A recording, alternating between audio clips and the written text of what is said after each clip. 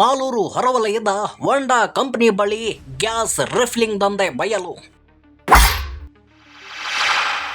ನೂರಾರು ಸಿಲಿಂಡರ್ಗಳು, ನಕಲಿ ಸೇಲ್ಸ್, ಅಪಾಯಕಾರಿ ರಿಫಿಲ್ ಪಂಪ್ಗಳು. ಆಹಾರ ನಿರೀಕ್ಷಕರು ಹಾಗೂ ಪೊಲೀಸರ ಬೃಹತ್ ದಾಳಿ. ಕಾಮನ್ ನ್ಯೂಸ್ ಕನ್ನಡ ಮಾಧ್ಯಮದಿಂದ ಅಕ್ರಮ ಬಯಲು ಮಾಡಿದ್ದೇಗೆ. ಮಾಲೂರು ನಗರ ಹೊರವಲಯದ ಹೊಂಡಾ ಕಂಪನಿ ಬಳಿ ಮಧ್ಯಭಾಗದಲ್ಲೇ ಜನರ ಜೀವದೊಂದಿಗೆ ಆಟವಾಡುತ್ತಿರುವ ಅಕ್ರಮ ಗ್ಯಾಸ್ ರಿಫಿಲ್ಲಿಂಗ್ ಮಾಫಿಯಾ ಸದ್ದಿಲ್ಲದೆ ಜಾಲ ಹಬ್ಬಿಕೊಂಡಿತ್ತು. ಕೇವಲ ಕಡಿಮೆ ಬೆಲೆಗೆ ಗ್ಯಾಸ್ ಕೊಡ್ತೀವಿ ಎಂದು ಹೇಳಿ ಜೀವಕ್ಕೆ ಸ್ಫೋಟಕ ಅಪಾಯ ಮಾಡುತ್ತಿದ್ದ ದಂಧೆ ಸಿಕ್ಕಿಬಿದ್ದಿದೆ. ಎಸ್, ಕಾಮನ್ ನ್ಯೂಸ್ ಕನ್ನಡ ಮಾಧ್ಯಮಕ್ಕೆ ಸಿಕ್ಕ ಸಾಕ್ಷಿಯೇ ಇವತ್ತು ದೊಡ್ಡ ಜಾಲವನ್ನ ಪತ್ತೆ ಹಚ್ಚಿ ಆಹಾರ ನಿರೀಕ್ಷಕ ಚಂದ್ರಮೋಹನ್ ಅವರಿಗೆ ಮಾಹಿತಿ ನೀಡಿದರು.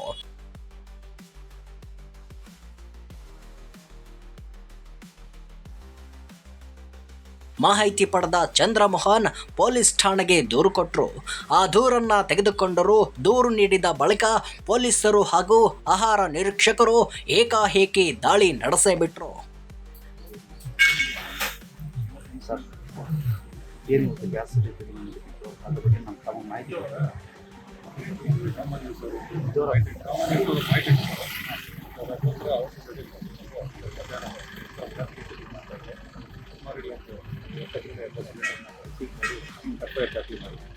ಈಗೇನು ಪೊಲೀಸ್ನವ್ರು ಗಮನಿಸಿದ್ದೀರಾ? ಮುಂದಿನ ಕ್ರಮ ಮುಂದೆ ಅವರು FIR ಆದಮೇಲೆ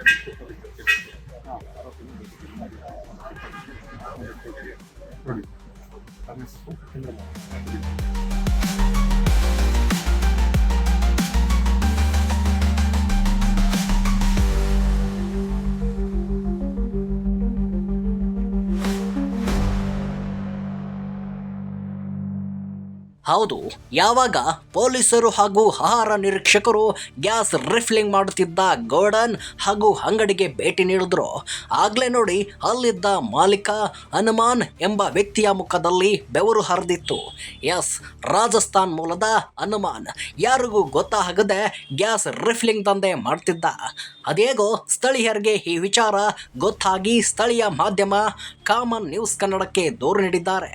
ಅದನ್ನು ಗಂಭೀರವಾಗಿ ಪರಿಗಣಿಸಿದ ಕಾಮನ್ ನ್ಯೂಸ್ ಕನ್ನಡ ಮಾಧ್ಯಮ ಎಲ್ಲ ಮಾಹಿತಿಯನ್ನ ತಿಳಿದುಕೊಂಡೇ ಸಾಕ್ಷಿ ಸಮೇತ ಆಹಾರ ನಿರೀಕ್ಷಕರಿಗೆ ಮಾಹಿತಿ ಕೊಟ್ಟಿದ್ರು. ಅದನ್ನ ಕನ್ಫರ್ಮ್ ಮಾಡಿಕೊಂಡ ಆಹಾರ ನಿರೀಕ್ಷಕರು ಮಾಲೂರಿನ ಪೊಲೀಸ್ ಠಾಣೆಗೆ ದೂರು ನೀಡಿದ್ರು. ಇದನ್ನ ಕನ್ಫರ್ಮ್ ಮಾಡಿಕೊಂಡ ಪೊಲೀಸರು ಹನುಮಾನ್ ಹಂಡ್ ಟೀಮ್ಗೆ ಕೋಲ್ ಹಾಕಿ ಕಂಬಿ ಹಿಂದೆ ಕಳಿಸಿದೆ.